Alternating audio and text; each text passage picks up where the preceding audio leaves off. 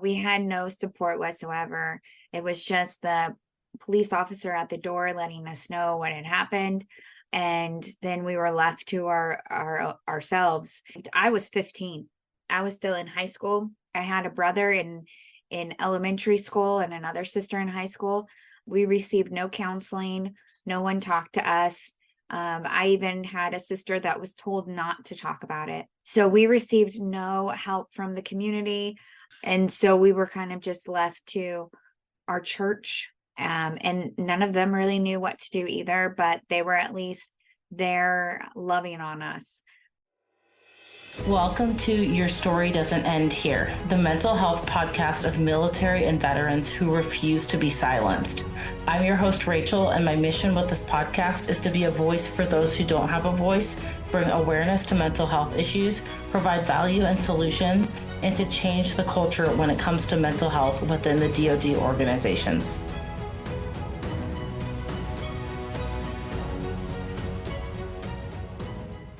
Hey everyone, and thank you so much for coming back for another episode of Your Story Doesn't End Here. Today I have Kelly as my guest, and Kelly and I met through it was an online virtual event and immediately connected on mental health and suicide prevention. And Kelly actually invited me to be a part of an event that she is hosting this year that I'm going to let her talk about a little more here in a little bit, but I would love, Kelly, if you would just introduce yourself and tell the listeners a little bit more about you. Well, thank you. Yeah, I am Kelly Fox. I'm your fear mastery coach. And what that means is I teach you skills and tools to move past your fears and live a more enjoyable life that looks the way and feels the way and is the way you'd like it to be. So I also run a fundraiser for suicide prevention every December. And that is what is bringing us together today. Incredible. And I'm so excited to just see all the pieces fall together for the suicide prevention fundraiser that you're doing and all the incredible speakers for it. So talk to us a little bit more about why you're doing that fundraiser and then what it encompasses. Yeah. So I started it in 2018 on the 25th anniversary of my father's suicide. And I did it to create a different experience for myself on that day.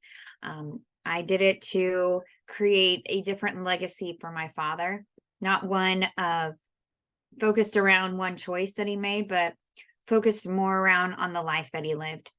Something that was, loving others, serving others, making others feel seen and heard and accepted for who they were.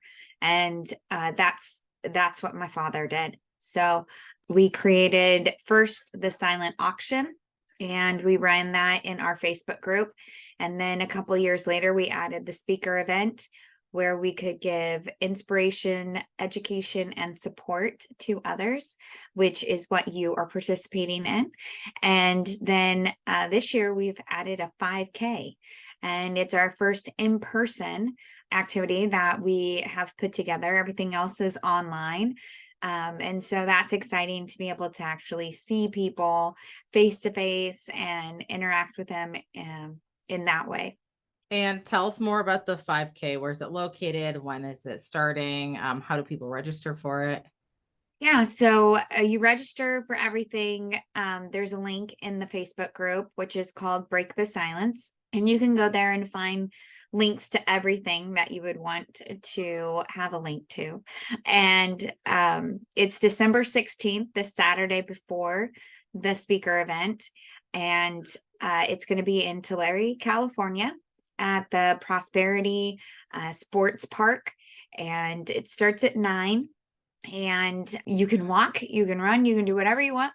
And afterwards, there is a free pancake breakfast. So bonus there. That sounds awesome. If I was closer, I'd participate, but it's a little bit of a fly out there for me, or drive. Yeah. So tell us about the organization that you're supporting and why you specifically chose that organization to support for this event. Yeah, so we're supporting the Tulare County Suicide Prevention Task Force, and we chose them because they're over the county in which we live, but also because they provide a service called the Lost Team. And the loss team goes out at the time of the situation, at the the incident. Right then, they go out and they give the family support. They give the family information on the services that are available, and everyone on the loss team has lost someone to suicide, and so they know what the family is going through, and they're there to support them in whatever they need. And that is something that my family did not have. And we think that it's something that is very important. And so we wanted to make sure that the loss team was always able to function and support families in that situation. I was gonna ask you if that's something that was instrumental in the situation when your father passed away, but you answered my question and said that it wasn't. So, Yeah. but back at that time when your father passed away from suicide, what did you have anything to really grasp onto, or was it just figuring it out as you went? Yeah, no, we had no support whatsoever. It was just the police officer at the door letting us know what had happened. And then we were left to ourselves. I was 15. I was still in high school. I had a brother in elementary school and another sister in high school. We received no counseling. No one talked to us. I even had a sister that was told not to talk about it. So we received no help from the community. And yeah, and so we were kind of just left to our church. And none of them really knew what to do either, but they were at least there loving on us. So yeah, we didn't really have anything. We didn't know of anything that was available to us. I don't know if there even were things available at that time. We didn't find the survivor support team that the task force provides until 10 years later. So I don't know how long they were around before that, but yeah, we had no idea what was going on.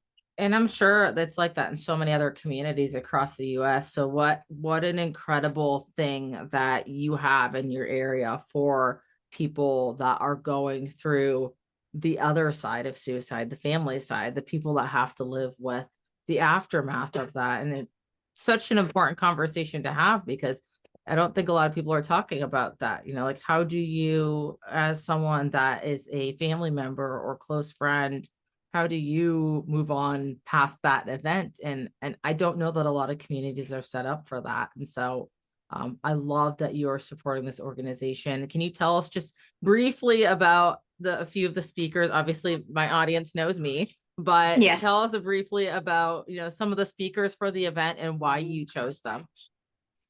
Yeah, well, I truly believe that people come into my path um, because they are supposed to be a speaker at our event. And that's how these people came. Someone came, we have a podcast as well on the coaching side of what we do. And we had someone come to talk about, to interview with me about being on the podcast. And I was like, I think this person needs to be one of our speakers. And I invited them. Then we have, everyone has an amazing story to share. And that's really why I get excited about providing the speaker event. A couple of the people that are going to be speaking are local to our area. One is, well, they're both from the LGBTQ plus community, and I'm excited to be able to provide a place and a where they can have a voice and speak to the challenges that community has with suicide. We also have another community member where she had her own experience of dealing with suicide attempts and didn't know of a service out there that could support her. And so she created her own nonprofit and has her own mission.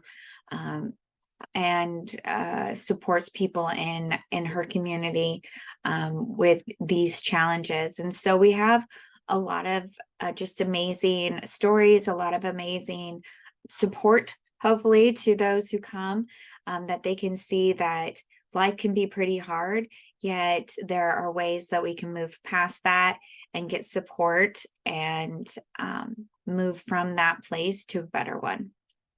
Do you have any sort of fundraising goal for this event? For the speaker event itself, or for The, the whole the fundraiser? the whole fundraiser in general. The whole fundraiser. I would really love to raise 10,000 for the whole fundraiser, and that would be a combination of sponsorships, our silent auction, the speaker event, as well as our 5K. And then we also have a t-shirt that we sell every year that is part of that as well. And the t-shirt is very well done. I've seen you take pictures in it, and I love it. It's a really nice shirt. And so I encourage anyone listening to this episode, if you can make it out to the 5K, if you're in the area, please do.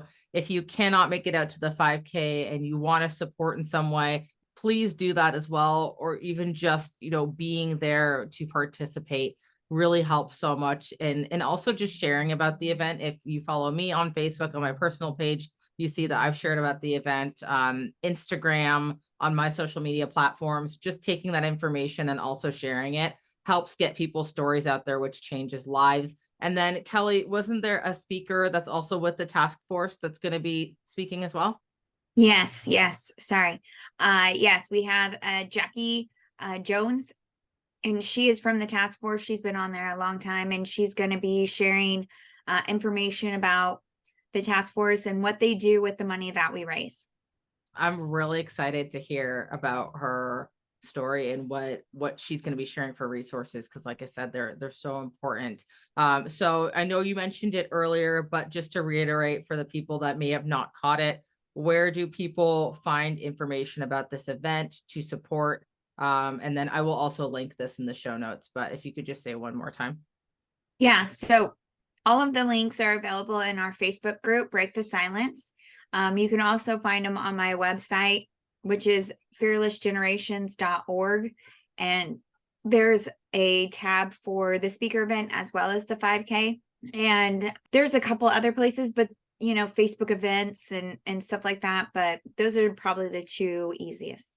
Awesome. Thank you. And then for last question, I'm going to tweak how I normally ask it, but for anyone who has ever dealt with being a family member of someone who has taken their life to suicide, what advice do you have for them? And then we'll wrap up after that.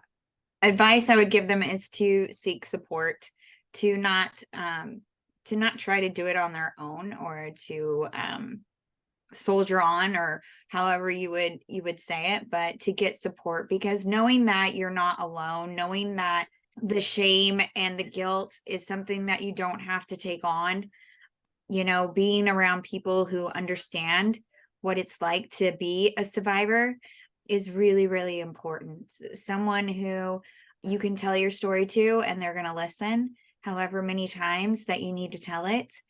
Those are things that are really important to have. And just knowing that you're not alone, I feel like really is a powerful thing to have.